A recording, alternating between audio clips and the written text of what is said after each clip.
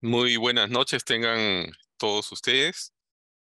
Bienvenidos a este nuevo webinar de la carrera de Economía de la Facultad de Ciencias Empresariales y Económicas de la Universidad de Lima. En esta ocasión, el webinar tiene como tema los premios Nobel de Economía. Para este webinar contamos con expositores que nos van a explicar en detalle cuál es el tema de la conferencia, del webinar en esta oportunidad. Doy la palabra al profesor Pedro Graus Smith, director de la carrera de Economía, para las palabras de inicio del webinar. Buenas noches a todos. Es un gusto tenerlos nuevamente en este webinar. Hace algunos meses pensábamos en la importancia del estado del arte de la economía. Y la economía es el sexto premio Nobel. Si bien no se generó con los premios originales en 1900, 1901, se generó por el Banco de Suecia en 1968 y por lo tanto muestra la importancia de la ciencia económica. José Luis ha preparado una exposición muy interesante que nos va a mostrar los distintos premios Nobel de Economía, la amplitud de temas tratados y de alguna manera los efectos que esto tienen en la realidad. Después habrán comentarios del profesor Aldo Ramírez, quizás uno de los profesores más preocupados por la teoría económica dentro de la facultad y muy curioso con respecto a el estado del arte de la economía, y después haré algunos comentarios breves con respecto a lo que implica la ciencia económica.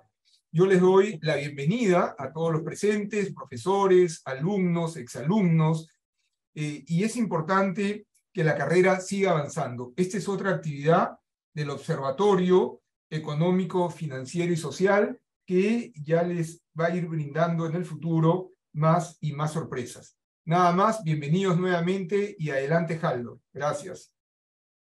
Muchas gracias, director. Para comenzar este webinar, vamos a presentar al profesor José Luis Nolasco, investigador del Observatorio Económico, Financiero y Social de la Universidad de Lima. El profesor Nolasco es magíster en análisis económico por la Universidad de Chile y economista por la Universidad Nacional Agraria La Molina. Cuenta con especializaciones en macroeconomía, econometría aplicada y data science en el Fondo Monetario, Banco Central de Brasil, Barcelona, MIT, CETLAS, CIES-INEI.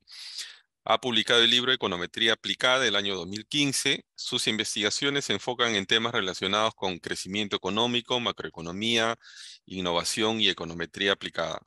Tiene más de 8 años de experiencia como investigador senior en temas de macroeconomía y coordinador de análisis económico en el MEF, Banco Central, Banco de Crédito y CEPLAN. Actualmente es investigador del observatorio y docente de la carrera de Economía. Adelante, José Luis. Muy buenas noches con todos. Primero que nada, pues agradecer a la carrera de Economía por la oportunidad que me da de poder exponer este tema. La verdad que súper interesante cuando me tocó ver esta presentación. Y bueno, desde ya por adelantado, mis agradecimientos a Pedro y al profesor Aldo por los comentarios que hemos estado recibiendo de la PPT antes antes de esta exposición, así que ojalá que les sea de su utilidad. Voy a ponerlo en modo presentación. ¿Me confirma si se logra ver bien, por favor? Perfecto, José Luis. Perfecto, listo. Entonces, en esta oportunidad lo que yo voy a hablar es acerca de los premios Nobel de Economía. Lo he separado como en 4 grandes partes. Primero un poco hablando de la historia, de qué trata los premios Nobel de Economía, cómo se forma o cómo se origina, y de ahí en adelante cuáles han sido los tópicos económicos galardonados desde 1969 a la fecha, y obviamente vamos a hacer un breve comentario pues, sobre los últimos 6 premios Nobel y qué futuro nos espera post pandemia, ¿no? ¿Qué temas giran ahora como más relevantes que ya han venido discutiéndose hace buen tiempo, pero que a eso se le suma las problemáticas actuales que estamos viviendo. Entonces, ahí, para ponerlo a discusión, y ahí agradecería mucho sus comentarios. Primero que nada, por el lado de la historia, en general, pues el Premio Nobel de Economía se cree en el año 68. En realidad, Alfred Nobel, digamos, dejó parte de su herencia, en este caso, a las instituciones con el fin de desarrollar, pues, investigaciones o temas que puedan generar mucha utilidad en diferentes ámbitos. En realidad, dentro de esos ámbitos que él mencionaba, no estaba el tema económico. Sin embargo, pues fue quien el Banco de Suecia tomó la importancia de desarrollar este Premio Nobel de Economía, y es por eso, en representación al origen a la constitución de este Premio Nobel, que se le asigna este nombre, ¿no?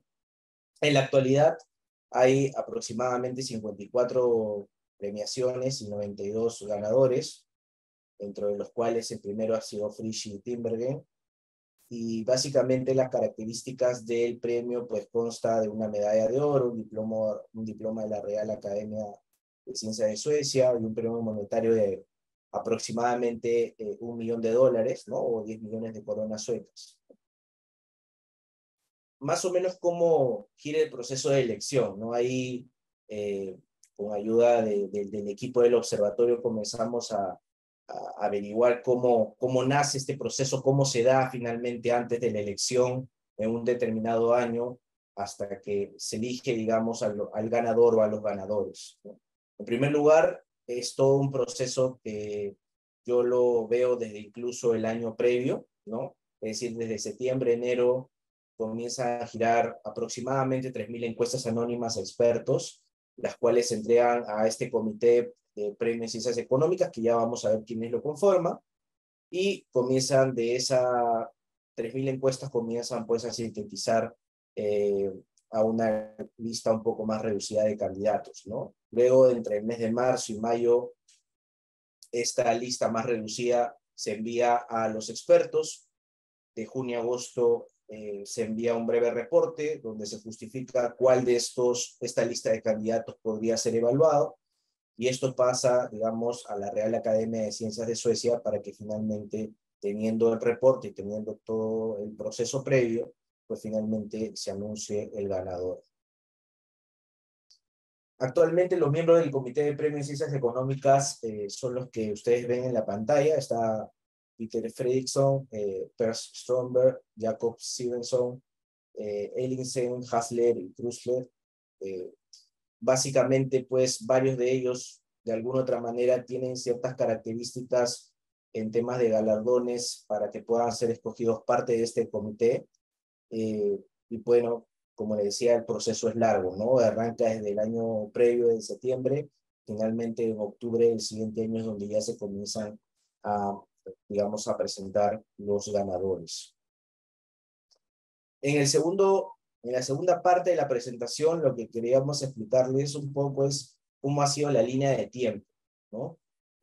Cómo han estado surgiendo, pues, estos ganadores desde el año 69 al 2022, y hemos tratado de estar agrupándolos en diferentes tópicos, ¿no? Y ahí vamos a ver que en algún momento hay un cierto quiebre, ¿no? Y ahí de pronto va a ser de mucha utilidad los comentarios del profesor Aldo, cómo hay un quiebre hacia más los temas relacionados a temas conductuales y experimentos. El primer ganador fue, como ya les mencionaba, Friedrich Timbergen, con temas de econometría, y de ahí en adelante todos los siguientes años, desde los años 70, 71, 72, más o menos, que giraba en torno a modelos macro, modelos neoclásicos, keynesianos, ¿no? Y de alguna otra manera de ahí pasaba un poco más a la teoría cuantitativa, tema de comercio exterior, ya en el año 76, 77, con Olin y Mead. Luego va una toma de decisiones, continúa el tema de desarrollo, aparece otra vez econometría, y ya a partir de los años 80 comenzamos a observar la aparición del tema de finanzas, algo que no se estaba viendo en los 20 años previos, los 15, 20 años previos, ¿no? Luego por ahí que aparece temas de regulación con Stiglitz, de equilibrio general en el año 83, ¿no? Luego volvemos de nuevo a otro tema de finanzas con el gran famoso paper de Modigliani. Luego pasamos a toma de decisiones ya en temas de crecimiento económico, equilibrio general, y otra vez finanzas, ¿no? Volvemos a este círculo, ¿no? Que estamos comenzando a observar, y es ahí a partir de los años 90 donde comienza mucho a darle la importancia al tema institucional y por lo consiguiente a todo el tema de teoría de juegos, ¿no? Ya en el año 94 con Nash Stillen, luego con expectativas racionales, con Lucas, información asimétrica, Scholes en el año 97, vuelve otra vez a aparecer, digamos, o bueno, aparece ya el tema de teoría de juegos como algo que no se había visto muchos años atrás, y de ahí en adelante pues comienza a surgir algunos cambios. De aquí vamos a ver que cómo comienza a aparecer algunos temas muy interesantes, ¿no? En el año 99, temas fiscal, temas monetarios, y cómo a partir del 2001 aparece el tema de información asimétrica, y en el 2002, como ustedes pueden ver en la pantalla, ¿no? No sé si yo lo veo, ahí está. En el año 2002 aparece el famoso tema de economía del comportamiento y experimental. Da su primera ancla, digamos, como gran tema de análisis hoy en día y que ha tomado muchísima fuerza. Luego, obviamente, el famoso tema econométrico. Como ustedes pueden ver, cada ciertos años hay ahí algún tema econométrico que salta sobre la mesa, ¿no? Luego aparece otra vez teoría económica. La teoría de juegos vuelve a tener relevancia en el año 2007, ¿no? Luego sigue temas institucionales, temas de contexto internacional, ¿no? A partir de ahí, pues, causa y efectos en la macroeconomía, con Sarin y Sims, puede ser bastante famoso. Luego las asignaciones estables y diseños de mercados, y otra vez con el gran famoso paper que seguro muchos de ustedes habrán escuchado, el paper de Fama, que seguro lo utilizan en muchos cursos de finanzas. Hacia adelante, hacia adelante, ¿qué es lo que observamos? Básicamente que después de haber aparecido el tema conductual, experimental, aparece ya la economía del comportamiento en el año 2017, otra vez ganador. Previo a ello, en el 2016, está el tema de la actividad contractual, ¿no? Y aparece el tema de cambio climático, innovación, crecimiento con Nordhaus y Romer. Luego aparece el famoso tema, pues, del Flow, Kremer. Otra vez aparece el tema de las subastas, el mercado laboral, experimentos naturales en el 2021 con el famoso autor Carr, que desde mi punto de vista, creo que yo desde lo bastante que he podido leer de él, siempre ha tenido bastantes papers que han sido fuertemente criticados, y a pesar de ello ha logrado, pues, ganar un premio Nobel de Ingeniería en 2021 con el aporte en el mercado laboral y experimentos naturales, ¿no? Y pues en el 2022 ha sido los ganadores, pues, Bernanke, Diamond y Davis con pánico bancario y crisis financieras.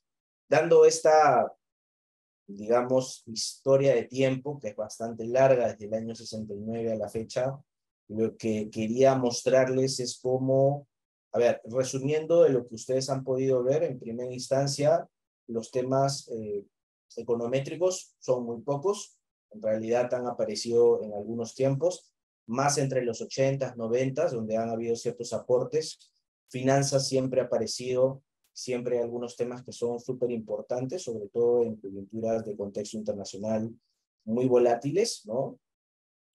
Temas macro y monetarios siempre han tenido que aparecer, y la relevancia ha sido fundamental por todo lo que ha experimentado la economía mundial en los últimos 20, 30 años. Pero lo que sí yo remarco bastante, que es de mucha utilidad, de nuevo, los comentarios ahí del profesor Aldo, es cómo el tema de experimentos, teoría de contratos, teoría de juegos toma, digamos, bastante relevancia en esta última década, 15 años sobre todo, ¿no?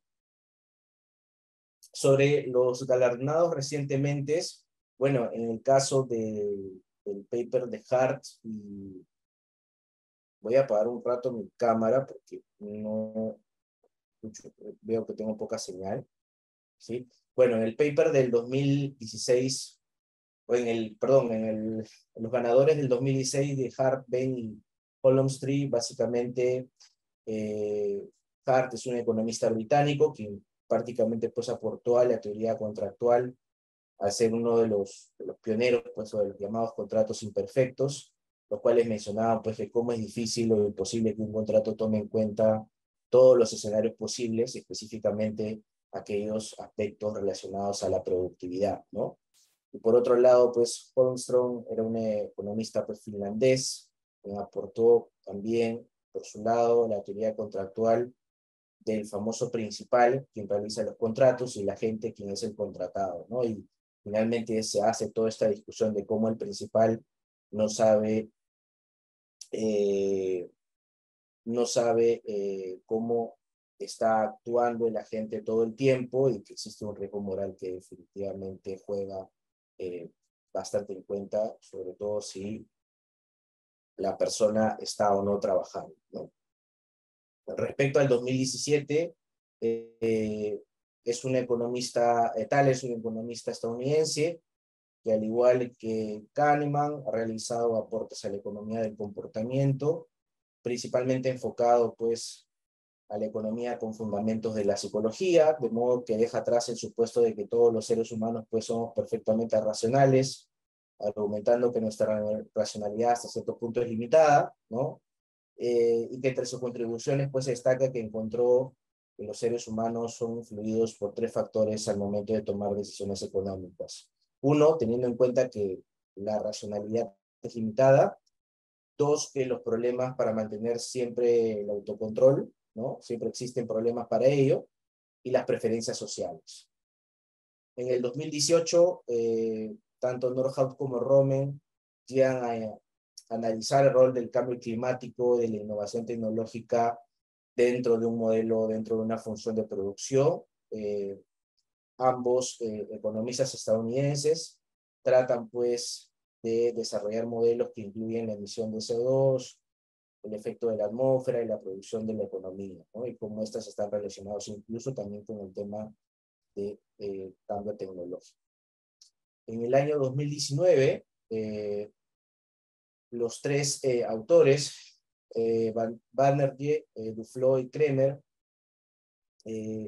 lograron pues ganar el premio Nobel en dicho año, básicamente con un trabajo en conjunto relacionado a estudios sobre pobreza, causas y efectos desde la perspectiva de la economía experimental, ¿no? Básicamente la economía experimental utiliza un análisis micro, ¿no? Para analizar cómo el actual de las personas, sus razones detrás de eso y cómo estos actúan ante ciertos incentivos, ¿no? Y finalmente llegan a la conclusión sobre la pobreza, que si bien no son definitivas, no están marcados en todos los ámbitos, ¿no? Nos da un enfoque más realista del problema y las formas de cómo combatirlo, ¿no? En el 2020, Milgrom y Wilson ganan el premio Nobel, ¿no? En el caso de Milgrom, pues es un economista estadounidense que siempre se ha abocado a estudios relacionados con el tema de las subastas. Su principal hallazgo se da para las subastas de bienes cuyo valor es desconocido, pero los participantes de esta subasta suelen asignarle un valor similar o igual. Los participantes suelen ofrecer menos de valor que le asignan debido al temor de ganar la subasta o a costa de pagar mucho y por lo tanto incurrir en una pérdida. Por su parte, pues Wilson han creado o creó nuevos formatos de subasta basados en los beneficios a la sociedad antes que las ganancias monetarias, ¿no? En el 2021, el famoso, digamos, los famosos ganadores fueron Carl Andres y Invens. Carr es un economista canadiense destacado por sus estudios sobre el efecto de la migración, los salarios mínimos y la educación sobre el mercado laboral, ¿no? Por medio de experimentos naturales, y cómo estos difieren de otros experimentos en que los individuos pueden elegir si participan o no en el experimento. Y si bien sus hallazgos pues no son tan generales, la metodología que usa representa un nuevo paradigma en la economía, ¿no? Por otro lado, pues Angris es una economista, como ustedes saben, estadounidense, ¿no? Que junto pues a Invens estudió la metodología de los experimentos naturales y muestran qué tan precisos son esta clase de experimentos y cómo pueden interpretarse sus conclusiones, de modo pues que separan, clasifican lo que se aprende de estos de los que no, ¿no? Eh, Finalmente, ellos demuestran qué tan precisos son esta clase de experimentos y cómo pueden interpretarse sus conclusiones, sobre todo, pues, lo relacionado a todo el tema de experimentos naturales. Finalmente, este último año ha ganado Bernanke, Diamond y Dybvig, ¿no? En el año 2022. Bernanke, pues, famoso economista estadounidense, quien ha sido presidente de la Reserva Federal de Estados Unidos. Pues sus investigaciones siempre han estado abocadas a las crisis económicas, en las que se encuentra el pánico bancario, cómo lleva a retiro masivo de dinero, lo que causa pues el colapso de los bancos, lo cual a su vez hace pues que sea la crisis aún más profunda de lo que en un principio parece ser, ¿no? Y obviamente al colapsar se pierde la información de los ahorristas, lo cual dificulta muchísimo pues el traslado del ahorro hacia las inversiones, estancando fuertemente la economía, ¿no? Eh, Bernanke pues menciona que cuando el Estado implementa políticas para prevenir el pánico bancario, la economía comienza a recuperarse, ¿no? Y el efecto de esta situación no se da de una manera tan aguda, ¿no? Por otro lado, Diamond, junto a Dybvig, encuentra que el pánico bancario ante rumores de un colapso inminente causa que los ahorristas retiren su dinero de forma masiva, lo que lleva pues al cumplimiento de profecías autocumplidas, ¿no? Como se espera una crisis, como ya les mencionaba, ¿no? Como se espera una crisis, se retira dinero de forma masiva, lo que causa que los bancos quiebren y se genere una crisis mucho más profunda, ¿no? En particular, lo que se señala es que si el gobierno otorga fondos de garantía de depósitos, lo cual significa que en caso de insolvencia de un banco, el Estado cubre las pérdidas de una forma parcial o total. El último punto a analizar es aquel relacionado a los futuros de los premios Nobel y posibles ganadores. Y acá nosotros los separamos en dos ámbitos, ¿no? ¿Cuáles son las nuevas tendencias? En las cuales, como ya les he mencionado muchísimo o recalcado en la parte inicial de la historia temporal, digamos, de cuáles han sido los ganadores, hay una fuerte tendencia acerca de la economía experimental, experimentos naturales, la economía del comportamiento y la neuroeconomía, y por lo cuales pueden ser criterios a tener en cuenta para que podamos observar algún ganador relacionado a esos temas el próximo año. Pero por otro lado, también hay un tema que no es menor, que es todo lo que estamos viviendo actualmente, donde tenemos una inflación bastante fuerte y que al parecer va a ser difícil de bajar en el muy corto plazo o que descienda en el corto plazo. El inminente análisis de recesión en un contexto diferente al de la crisis 2008-2009. La incertidumbre, que hoy en día pues, juega un rol muy importante en diferentes variables macro, que tiene repercusiones sobre la economía, y sumado a ello, la inestabilidad de las instituciones, ¿no? Que es muy particular observar en países emergentes. Algunos posibles nombres que se vocea o que pueden estar estando dentro pues, de estos posibles ganadores, está entre ellos Acemoglu y Robinson, en las cuales proponen pues, que las diferencias entre el desarrollo de los países se debe a la calidad de las instituciones. Mankiw y Reis, que determinan pues, de alguna otra manera que la rigidez nominal en los precios debido a la información disponible presenta rezagos. Hay un tema importante ahí a analizar, ¿no? Está el de Blanchard y Kiyotaki, en la cuales demuestran pues, el efecto que tiene la competencia monopolística y cómo esto tiene un impacto sobre la demanda y a su vez esto en la economía y los salarios. George Lowenstein, que es un más un tema más de corte econométrico, en el cual encontró que cuando realizan los pronósticos, los individuos no toman en cuenta las emociones, ¿no? Los cuales pueden suponer que actuarán en base a la racionalidad, y es algo que se ha discutido mucho, ¿no? Y además, Fer y Disculpe, Klaus, una pregunta. ¿Me escucha? Por favor, las preguntas a través del chat. Las preguntas a través del chat, por favor. Gracias. ¿Dónde nos vamos? Tenemos que ver esto.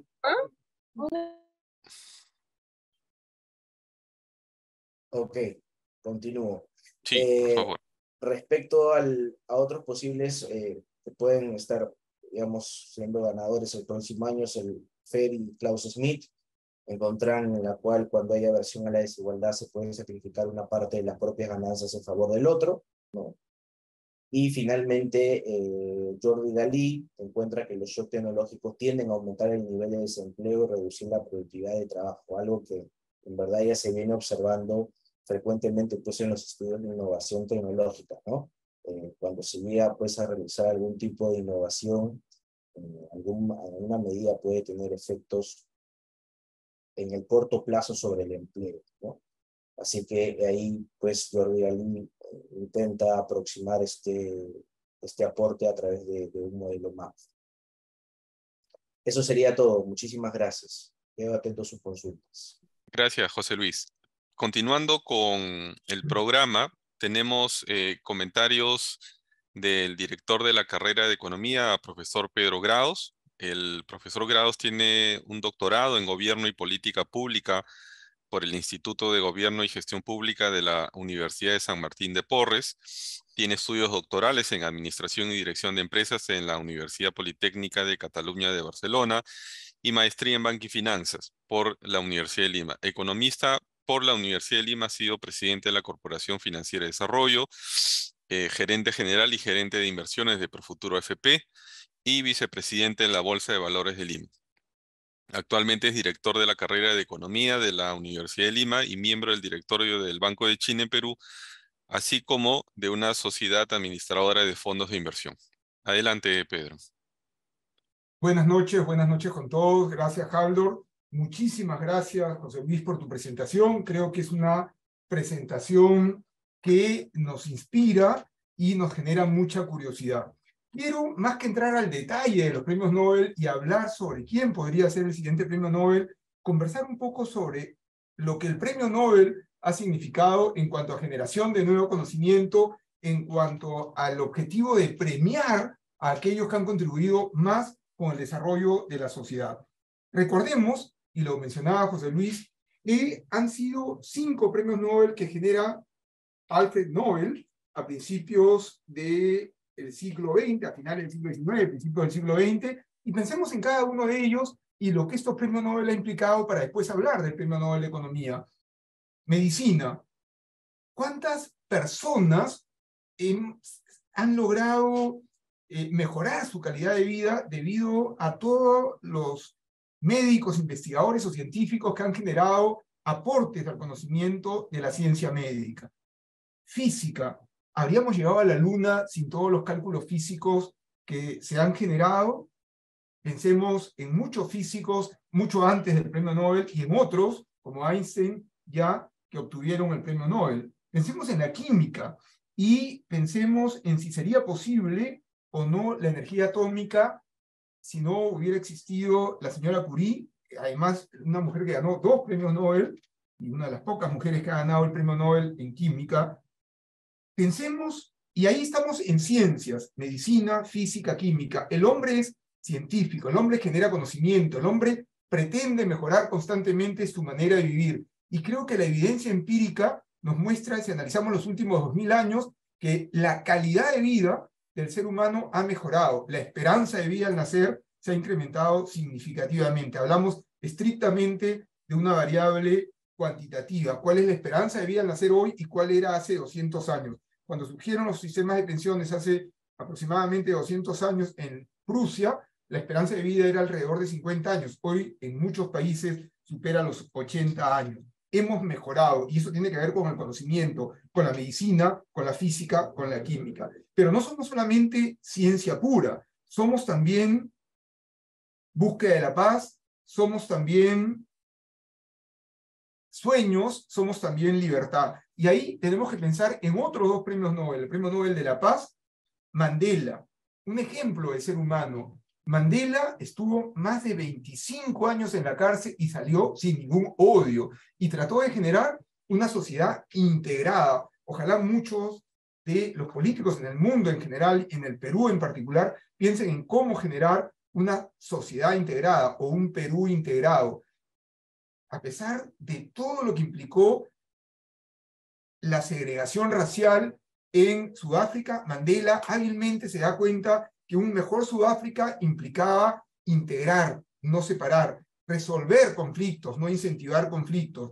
Fue presidente y no se vengó, no odió, no vivió de frustraciones o envidias, sino que de alguna manera mostró la importancia de todos los sudafricanos en general, de los sudafricanos de la raza negra, de los sudafricanos que vienen del continente asiático, de la India básicamente, recordemos que Gandhi vivió en Sudáfrica, y de los sudafricanos holandeses ingleses. Y hoy Sudáfrica no ha seguido necesariamente las enseñanzas de Mandela, pero es un país con ciertas líneas de avance y ciertos elementos de integración. Pero pensemos también en el Premio Nobel de Literatura, esa posibilidad de soñar, esa posibilidad de decir las grandes cosas que hace el hombre, la grandeza del hombre y también los peores defectos del ser humano. Solzhenitsyn y lo que implica estos campos de concentración en la ex Unión Soviética, pero pensemos también en el existencialismo, por ejemplo, de Sartre, que además creo que no fue a recibir el premio Nobel, o en Camus. Pero pensemos también en el Perú, y un libro que creo que todos los peruanos deberíamos de leer, Conversación en la Catedral, de nuestro premio Nobel, del señor Vargas Llosa. Conversación en la Catedral, que nos muestra, en este libro de hace más de 50 años, nos muestra esa sociedad desintegrada que todavía no logramos resolver. Entonces, hay premios Nobel de ciencia que mejoran la calidad de vida del ser humano, medicina, física, química. Hay premios Nobel que tratan de generar un mundo mejor o de entender el mundo, la paz y libertad. Y después, muchos años después, 68, 69 años después, surge a raíz y como consecuencia de una decisión del Banco de Suecia, si mal no recuerdo, por su 300 aniversario, genera el Premio Nobel de Economía. ¿Y la economía qué es? Es una ciencia social que busca indudablemente mejorar la sociedad, como la física, como la química, como la medicina, pero que también al estudiarnos a nosotros mismos en la economía, al no ser tan racionales, recordemos el caso de la economía del comportamiento, tratamos de ¿qué? De, en ese equilibrio entre lo científicamente puro, entre comillas, y lo que es el ser humano, generar una mejor sociedad. Y eso es la economía. La economía, cuando habla del crecimiento económico, de todos los ganadores que se han preocupado del crecimiento y del desarrollo económico, creo, la verdad, que sin crecimiento económico el mundo no habría mejorado. El crecimiento no es el desarrollo, no es el mejor mundo, pero no habría mejorado. Y habla de temas muy sofisticados vinculados a las finanzas, vinculados a la teoría de las subastas, pero también habla de la pobreza en el 2019, de la pobreza que en el Perú era más de 50% hace 20 años, que bajó a 20, que subió a 30 por la pandemia y que es 25, y que reducir décimas va a ser muy difícil. Estamos a nivel de hace 10 años. El país, el Perú, no estaba preparado, ningún país del mundo estaba preparado para la pandemia, pero el Perú obtuvo los peores resultados en el mundo. Tenemos el mayor nivel de muertos per cápita. ¿Y eso qué es? Institucionalidad. Y la institucionalidad también ha sido analizado por premios Nobel. ¿Qué les quiero decir? ¿Qué buscan los premios Nobel? Probablemente el premio más reconocido para científicos, para investigación, para conocimiento. Lo que busca es incentivar el conocimiento, incentivar la meritocracia, que el conocimiento pueda ser aplicado, aunque muchas veces la ciencia está en el corto plazo mucho más allá de la aplicación, y con los años, con las décadas, muchas veces se empiezan a aplicar esos conocimientos. La economía es eso. es la búsqueda de un mundo mejor en lo estrictamente racional, en el modelo econométrico, pero también lo es en el entendimiento de la irracionalidad del ser humano, de esa falta de criterio, de a veces cómo nos dejamos absorber por temas de pasión o corto plazo y no necesariamente por la racionalidad de largo plazo. La ciencia económica nos permite eso, y desde la carrera de Economía de la Facultad de Ciencias Administrativas y Económicas pretendemos hacia el futuro contribuir con líneas de investigación y contribuir modestamente con alternativas de mejora para nuestra sociedad, para un país llamado Perú, con tantos problemas, pero también con tantas posibilidades. Y quizás, ¿por qué no repetir aquello que Basadre escribió en 1936-39, hace más de 70 años, cuando hablaba de Perú, problema y posibilidad? Y ahí hay problemas económicos muy claros que tenemos que vencer. Necesitamos crecer, apliquemos lo que otros han generado a Perú.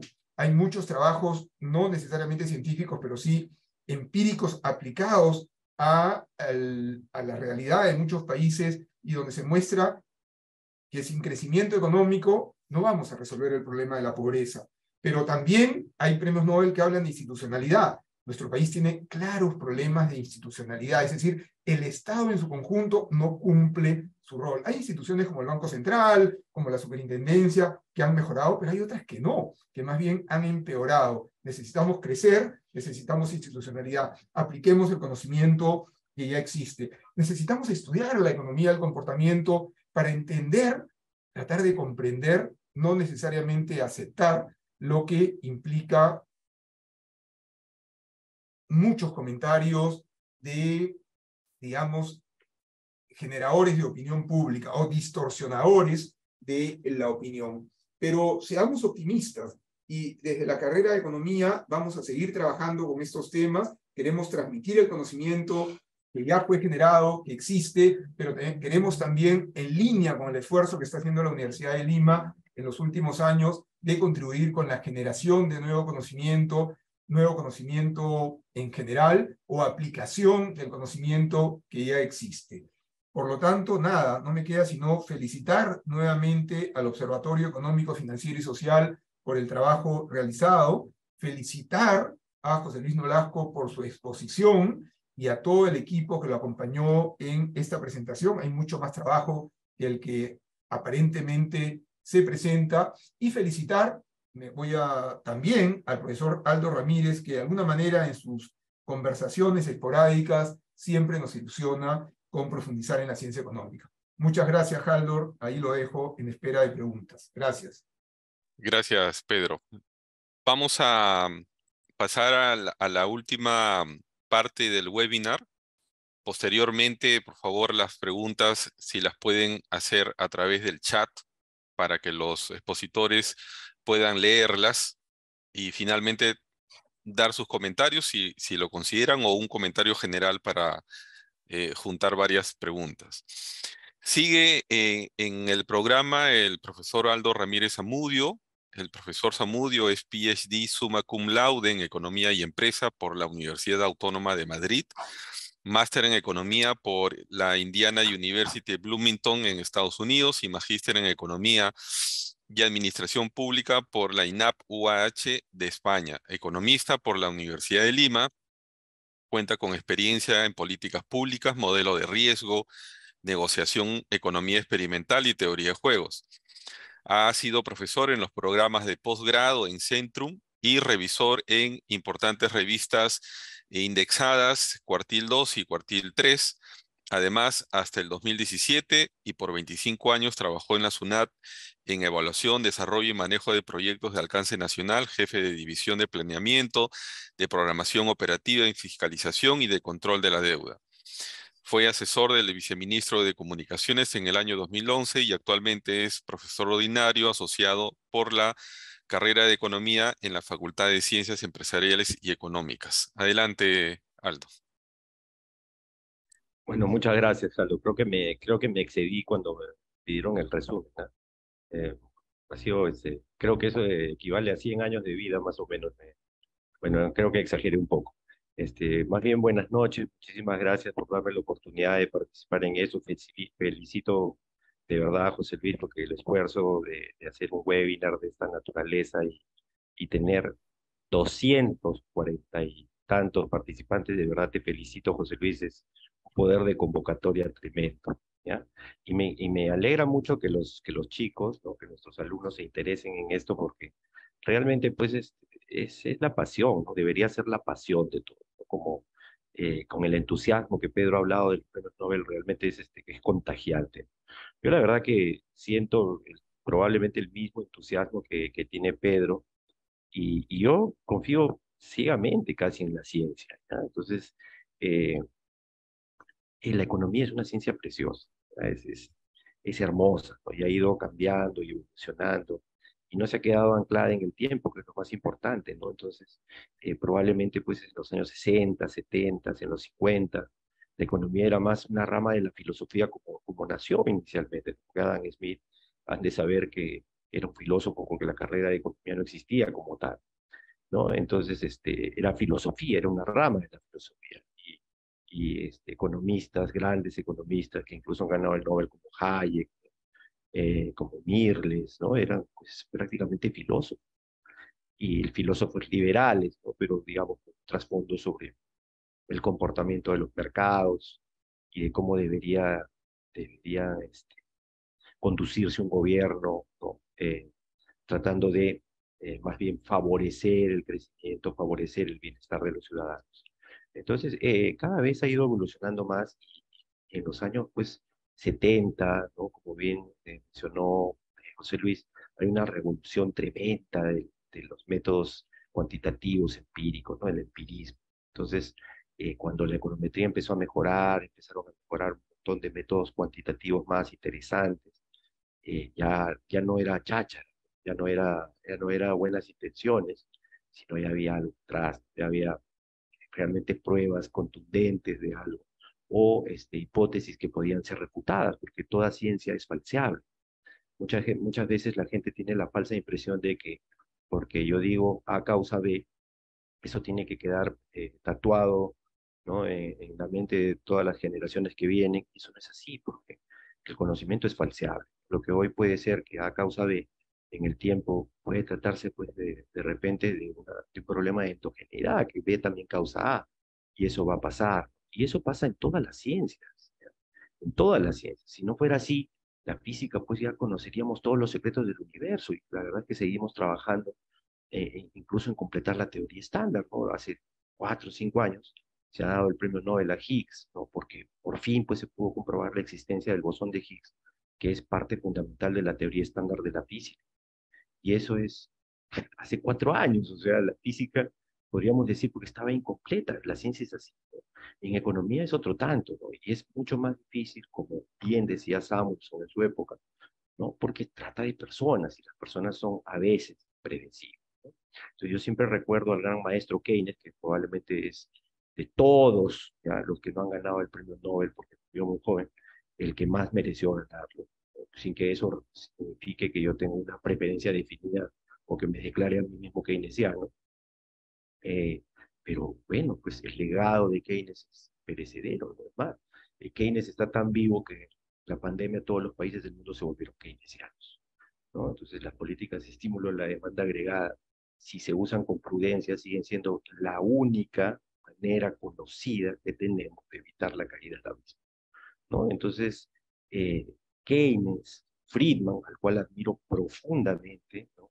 Y que estaban en las antípodas, ¿no? Uno decía A y el otro decía C, pero igual los dos han dejado un legado extraordinario, ¿no? Probablemente del economista del que yo, por el cual yo me enamoré profundamente de la economía fue por Milton Friedman, cuando leí es un tratado monumental que se llama Moneda y Desarrollo Económico, ¿no? Es un paper de 40 hojas, pero es simplemente fantástico, ¿no? Y es una especie de bisagra entre la filosofía liberal, ¿no? Porque él era un liberal, pero era un monetarista, es decir, creía profundamente en el valor y en el peligro del dinero, ¿no? Que es algo de lo que yo siempre hablo con mis alumnos, ¿no? Entonces yo siempre les digo, nosotros no podemos ser puristas, no podemos ser ortodoxos, no podemos ser talibanes en lo que nosotros creemos, porque la ciencia es falseada, ¿no? Entonces, la evidencia, lo que tenemos hoy, es de que el dinero, ¿no? Como Friedman ya decía en los años 70, tiene efectos reales en la economía, que es peligroso. Si se utiliza demasiado, el país se convierte en Argentina, ¿no? Entonces, no tiene ningún sentido utilizar ninguna política económica de manera sistemática porque los agentes aprenden. Si los agentes aprenden, terminan contrarrestando el efecto de las políticas, ¿no? Entonces, yo quiero concentrarme en unos pocos que son, digamos, mis autores favoritos muy rápidamente. Quiero hablar de dos o tres que yo creo que son los que van a ganar el Nobel en los próximos años, porque simplemente soy un hincha, pues, confeso, o sea, soy un fanático dispuesto pues a ponerme la camiseta con el rostro de ellos y creo que están en el orden de merecimiento, lo van a ganar tarde o temprano, y si no sería un escándalo, o sea, vamos a pedir el VAR porque de todas maneras tienen que ganar. Y primero recitarles cuáles han sido mis autores favoritos, digamos, ganadores de Nobel favoritos. Yo diría que uno de ellos es Friedman, como ya lo mencioné. Luego yo diría que Robert Schiller. ¿Ya? Robert Schiller, no sé, se está metiendo ahí el sonido de alguien que está hablando. Y Robert Schiller, yo no me canso de hablar de Robert Schiller y de enseñar porque está muy vigente, ¿no? Robert Schiller gana, si no me equivoco, en el año 2011, si lo tengo por ahí bien apuntado, ¿de acuerdo? Y lo gana con Eugene Fama, ¿no? Pero por temas bastante disímiles, o sea, Eugene Fama es el famoso, pues, creador de la teoría estándar, ¿no? De las finanzas, de los famosos mercados perfectos, ¿no? Pero en el caso de Schiller, más bien es un crítico feroz de los mercados financieros, ¿no? Y de cómo estos, por la naturaleza en la que operan, por la forma en la que operan, son fuente de desequilibrio, ¿no? Y habla de las burbujas, ¿no? De las famosas burbujas que las hemos estado viviendo en los últimos años ya con una frecuencia peligrosa, ¿no? Preocupante. Y la última burbuja que nos estalló en la cara fue la del 2008, ¿no? Y la del 2009, ¿no? Que básicamente una burbuja es simplemente cuando el precio, ¿no?, de un activo se desvía de sus valores fundamentales. Es decir, cualquier variable endógena tiene dos o tres o una variable exógena que le explica. Entonces, esas son sus variables fundamentales, las que permanecen en el tiempo. Por darles un ejemplo sencillo, la inflación depende del dinero, de la cantidad de dinero y de la cantidad de producción. Entonces, cuando el dinero excede su tasa de crecimiento, crece el producto, la inflación va a empezar, digamos,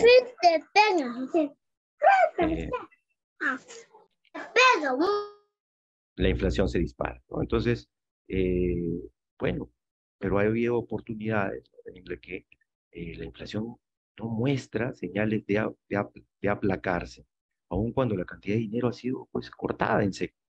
Y el ejemplo que pongo yo siempre prácticamente es un experimento natural que es el Perú del año 91. Después del shock, ¿no? La inflación tardó pues en apagarse 10 años, 12 años, ¿no? En 12 años recién pasamos al rango meta, ¿no? Y entonces, justamente, ¿no? Eso te dice que con una cantidad, digamos, haciendo crecer la cantidad de dinero en cantidades prácticamente en tasas mínimas, ¿no?, igual la inflación no se iba, ¿no? Y una de las razones es porque simplemente las expectativas de las personas, ¿no?, Eh, tenían que acomodarse a una nueva situación, ¿no? Y porque, claro, digamos, tantos años de emisión de dinero por sobre la tasa de crecimiento del producto, toda esa cantidad de dinero tiene que absorberse por la economía, ¿no? Pero una burbuja en general es cualquier desvío del precio de un activo con respecto a sus valores fundamentales. Y eso lo hemos visto con los derivados, ¿no? Lo hemos visto con los derivados pues, del 2008, con las burbujas inmobiliarias de Estados Unidos, de Canadá y de España. Entonces, Schiller para mí es uno de mis autores favoritos y yo lo considero simplemente pues, como notable, ¿no? Es categoría de genio, probablemente más. Eh, bueno, y hay otros que me parece también absolutamente meritorios, ¿no? Elinor Ostrom, ¿no?, que fue profesora de la Universidad de Indiana, yo estudié, ¿no?, y a la cual, bueno, tuve la oportunidad una vez de oír un seminario que ella dictaba, porque era era profesora, pero dictaba poquísimo, solamente hacía seminarios. Y bueno, Elinor Ostrom era genial porque propuso una solución a la tragedia, a la famosa tragedia de los comunes, ¿no? Que es que los recursos naturales en manos de las personas en general, los comunes, ¿no? La famosa frase de economista inglés del siglo XVIII, ¿no? Que según la mitología popular estaban destinados a desaparecer, que la gente no iba a ser capaz de administrar esos recursos sin depredar. Y Elinor Ostrom demuestra que incluso la intervención del Estado suele ser más perjudicial que la propia explotación de los individuos, ¿no? Los individuos terminan explotando el producto de manera mucho más racional y preservando el recurso por mucho más tiempo, ¿no? Y bueno, y luego de lo que yo soy, pues, eh, declarado, pues, confeso, admirador, que son la economía del comportamiento, como me señalaba José Luis, eh, Richard Taylor, ¿no? Que me parece genial, unas cosas simplísimas, ¿no? Los famosos nudges, ¿no? O toquecitos o codazos, ¿no? Que son pequeñas políticas públicas que tienen un efecto sobre el comportamiento de las personas, que cambian el comportamiento, ¿no? Entonces Taylor es autor de varias geniales, ¿no? De las donaciones de órganos, simplemente cambiando el tenor de la pregunta hacia una negativa.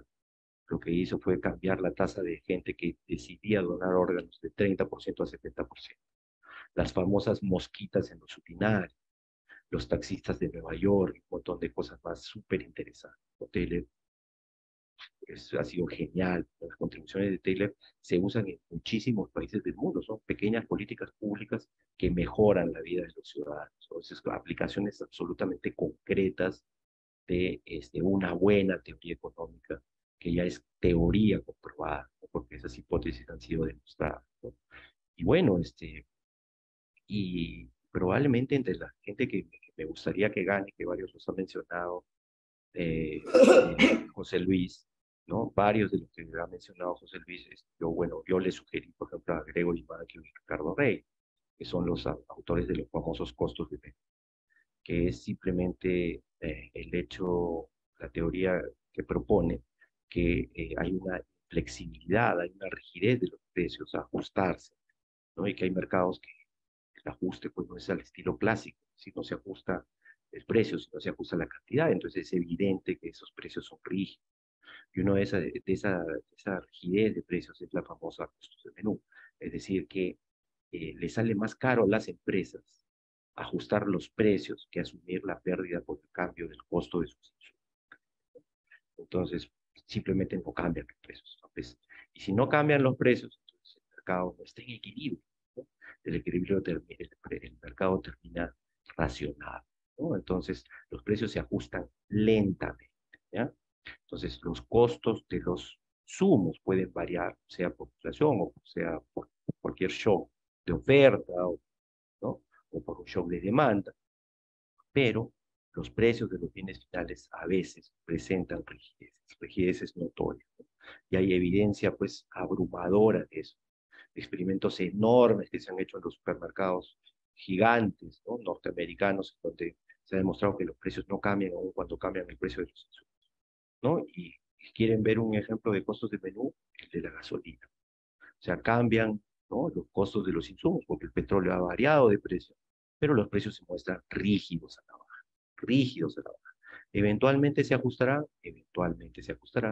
pero se ajustan lentamente, ¿no? Y bueno, y Bankio y Reis me parece que lo van a ganar tarde o temprano, ¿ya? En el caso, por ejemplo, de Paul Romer, que ganó el premio Nobel hace unos años. Paul Romer era jefe del gabinete de asesores de economía, era economista jefe del Banco Mundial. Y bueno, salió del puesto en marzo y en octubre ganó el premio Nobel. Y yo creo que hace muchísimos años que Olivier Blanchard merece y debería haberlo ganado, y la mayoría de los trabajos que ha hecho él ha sido con Hiro Kiyotaki, ¿no? Básicamente el trabajo me parece más interesante de ellos, de los muchos que han hecho, es el de manchas solares, es decir, cómo justamente lo que les explicaba de las burbujas, de que el precio de un activo se desvía de sus valores fundamentales. Entonces, en ese desvío aparecen como explicación del desvío, ¿ya? algunas variables que no tienen absolutamente nada que ver, ¿no? Y esas las catalogan como manchas solares. Entonces, esas manchas solares es el estudio fundamental de Olivier Blanchard, que no lo va a ganar porque es jefe de economistas del Fondo Monetario Internacional. Entonces, yo creo que intuyo que el día que deje el puesto, ese año lo gana. Y bueno, y así con muchos más, ¿no? Yo le mencioné también a José Luis, a Ernst Stern y a Klaus Schmidt, porque fueron los autores de la teoría de la aversión a la desigualdad, que es, digamos, una de las piedras fundamentales de la economía del comportamiento. Y bueno, y algunos, bastantes autores más que probablemente eh, este, merecerían por la calidad del trabajo que han hecho. Uno que a mí me gusta particularmente es Roger Parr. Roger Parr es absolutamente vanguardista, está en la frontera del conocimiento de la macroeconomía moderna, ¿no? Y tiene cosas interesantísimas como precisamente una teoría muy buena sobre profecías de autocumplida, que es lo que enseño en macroavanzada. La macroavanzada es la frontera del conocimiento. Y los animal spirits recordando los viejos legados de Keynes que siguen todavía muy, muy actuales.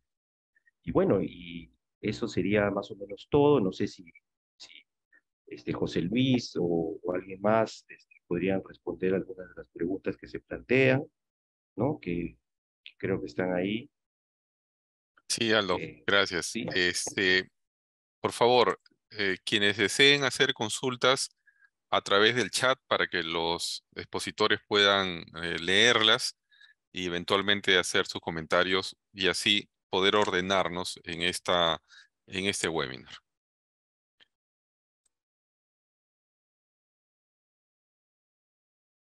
Bueno, hay muchísimas preguntas. No sé si quieres responder algunas de ellas, José Luis. Arranca tú primero. A ver, ¿dónde voy a encontrar algunas cosas que no sean, que sean dignas de mencionarse y no como dice Alejandro Rafael? O, a ver, Parece que de repente yo empiezo contestando las que no son tan dignas de responder y tú contestas las que son dignas de no, responder, ¿te parece? ¿cómo es eso? No es posible. No es posible, no es posible. Bueno, a ver, no hay preguntas que tienen que ver mucho con la coyuntura actual y con temas del pasado, ¿no? Preguntan sobre la economía social de mercado, hay algunos comentarios de José Luis. Yo hablaría de economía de mercado y simplemente son reflexiones muy generales, más que teóricas, y recordaría a Winston Churchill, ¿no? Aquel gran primer ministro británico, artífice en gran parte del triunfo de los aliados, si bien es cierto con el apoyo de los Estados Unidos. Winston Churchill decía que la economía de mercado y la democracia formal quizás no sean lo mejor, pero que no se había descubierto nada mejor hasta ahora. Yo creo que coincido con ese punto de vista, creo que no hay forma de generar crecimiento racional y sostenible si no consideramos al mercado. El agregarle la palabra social, que surge con la socialdemocracia y el social cristianismo alemán, de alguna manera lo que busca es humanizar y generar una especie de piso social. Pero creo que tal y como está en la Constitución, hablar de economía de mercado, agreguémosle la palabra social, es más un objetivo que una realidad. Otro tema de esas que probablemente no son tan teóricas, se habla de la hiperinflación de Alan García. Creo que todos aquellos que alguna vez han enseñado macro, o hemos enseñado macro, han leído esos recuadros que están en algunos libros de texto donde se habla de lo que nunca hay que hacer. Entonces la hiperinflación de Alan García lamentablemente es un ejemplo de lo que nunca hay que hacer, donde el Banco Central perdió de alguna forma su autonomía, y lo dejo para y termino, en mi caso, con el crack del 29. Y recordemos que el premio Nobel de Economía de este año es Ben Bernanke. Y Ben Bernanke, como ya fue mencionado por José Luis, porque vive, uno de los grandes estudiosos de las crisis, y precisamente estudió la crisis del 29. Y de alguna manera, a diferencia del 29, donde no se participó en el mercado, dejar hacer, dejar pasar, que la economía se ajuste, de alguna manera el año 2008, la segunda peor crisis económica en los últimos 100 años, la mayor fue la del 29, la del 2008 generó políticas expansivas monetarias y fiscales que, bueno, hasta ahora tienen efectos y probablemente parte de la inflación de hoy no se deba solamente al tema del COVID, sino a estas emisiones. Cuando ustedes analizan la serie histórica de la emisión de dinero en los mercados desarrollados fue impresionante. Lo que yo termino con esa reflexión, los economistas tratamos de entender la realidad para transformarla en forma positiva y creo que esto es una ciencia en permanente evolución y lo podemos aplicar a los grandes cracks como el del 29, que además al ser Estados Unidos todavía la principal economía del mundo afecta al resto de naciones, afecta a la humanidad en general y también lo podemos aplicar a nuestra realidad. Ojalá aquellos que han experimentado un poco y leído un poco sobre la inflación de Alan García, Aldo, José Luis, recordarán aquel libro Perú heterodoxo, ¿no? Escrito por algunos economistas que prefiero no mencionar y que fue el artífice, digamos, el sustento teórico de la gran crisis de Alan García, ¿no? Escrito por un economista argentino con mucho apoyo de economistas peruanos. Y en cuanto a la economía de mercado o social de mercado, desde mi punto de vista, hay que perfeccionarla, pero hasta ahora, parafraseando a Winston Churchill, no hay nada que hacer. Gracias, yo cierro ahí. Bueno, yo diría, ¿qué opina de los Chicago Boys, no? Si tuvo eso influencia en el crecimiento económico chileno. Sí, pues claro, evidentemente, ¿no? O sea, en un país que tiene, o sea, digamos, si es que existe el término socialista, yo prefiero no usar mucho esos términos porque son más de política que de economía, ¿no? Entonces, es una economía absolutamente controlada, la de Chile de comienzos de los 70, ¿no? Entonces, efectivamente, pues darle un completo vuelco liberal a esa economía ha sido, digamos, una de las razones del por qué el éxito chileno, ¿no? La libre empresa. Pero, evidentemente, yo no soy un fanático de eso porque la evidencia ha demostrado en el tiempo que el liberalismo a ultranza tampoco es bueno, ¿no? Y un Estado fuerte, un Estado controlador, yo no he dicho un Estado grande, obeso, he dicho un Estado fuerte, controlador, que necesita ser muy grande. Es necesario porque, según Thomas Hobbes, y sigue siendo tan actual eso, el hombre es lobo del hombre. Entonces, las personas dejadas a su libre albedrío no se comportan tan bien que digamos, ¿no? Y ahí están para probarlo el Señor de las Moscas, ¿no? Y La Ciudad y los Perros, y tantas historias de la naturaleza humana que pintan que los seres humanos sin reglas o con muy pocas reglas no nos comportamos tan dignamente como deberíamos, ¿no? Entonces, varios de los errores que tuvo la sociedad chilena puede admitir ciertas de esas premisas de Friedman, es un economista brillante al cual admiro, pero que terminaron no siendo muy exitosas, ¿no? Una de ellas es el tema de la educación, por ejemplo, ¿no? Entonces, Chile es un país que tiene una deuda alta, los ciudadanos están endeudados, muy endeudados, ¿no? ¿Por qué? Básicamente por educación, ¿no? Entonces, eso no es admisible, pues no es admisible probablemente que la educación cueste mucho en un país rico, ¿no? Con una clase media absolutamente consolidada, pero en un país que tiene pobreza, no hay pues, mecanismo de ascenso social si es que la educación cuesta. Si la educación cuesta, la gente que es pobre no va a salir de pobre nunca. Entonces, tiene que haber universidades públicas de calidad para que sean un contrapeso a las universidades privadas y para que generen pues, ascenso social, ¿no? En Chile las universidades públicas cuestan casi como las privadas.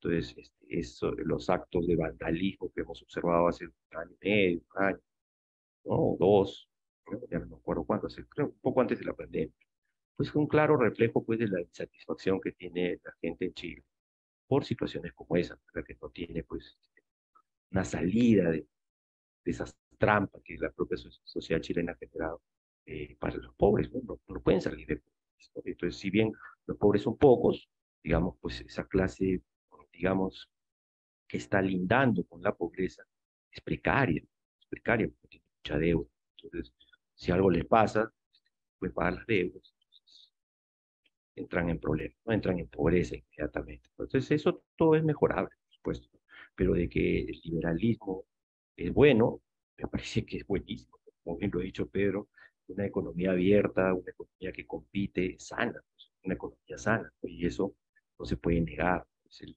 triunfo del capitalismo por sobre todo. El tema es que ese capitalismo debe ser un capitalismo vigilado, debe ser vigilado por un Estado de nuevo, no grande, sino fuerte, ¿no? que sea capaz de evitar que se forme un monopolio, que sea capaz de regular lo que haya que regular sin intervenir. Yo creo que la Constitución de Perú, por eso en ese sentido eh, es extraordinaria, porque relega al Estado a un rol subsidiario, como me parece que debe ser, porque el Estado ya quiso fabricar refrigeradoras y las hizo muy mal, ¿no?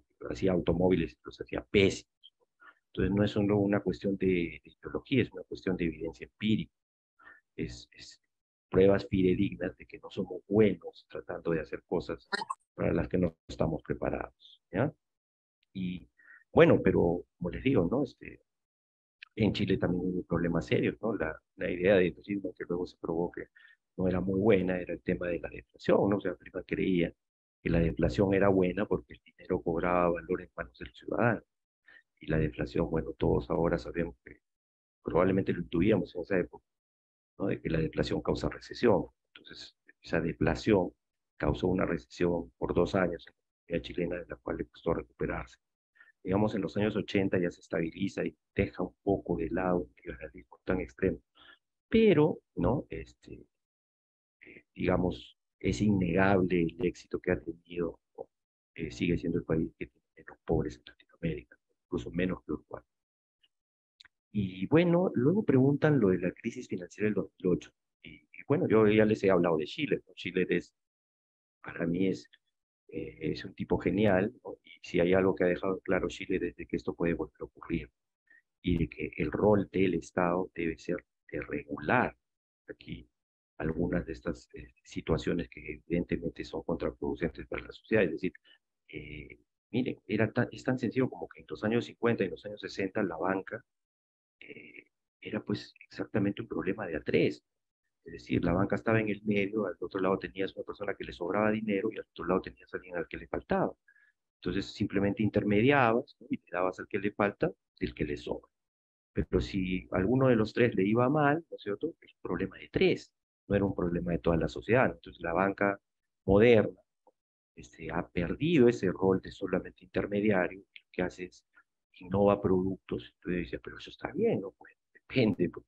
Si yo creo productos que son absolutamente peligrosos, como los derivados, ¿no? En donde meto pues hipotecas buenas, ¿no? Acciones mineras, pero también meto hipotecas basura de gente que no va a pagar nunca.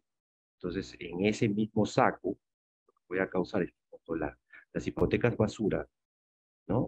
Quiebren o tengan problemas serios de solvencia, de liquidez, ¿no? Eso va a contagiar a las otras que no eran malas, pero terminan pagando los platos rotos todos los que compraron los derivados, ¿no? Entonces, el Estado tiene que evidentemente entrar en un tema mucho más cauto y más regulador, permitir ese tipo de actividades, porque ahí ya no está en juego solamente tres, está en juego toda la sociedad. Recuerden que en la crisis del 2008 se perdió el 40% del stock de riqueza mundial, ¿ya?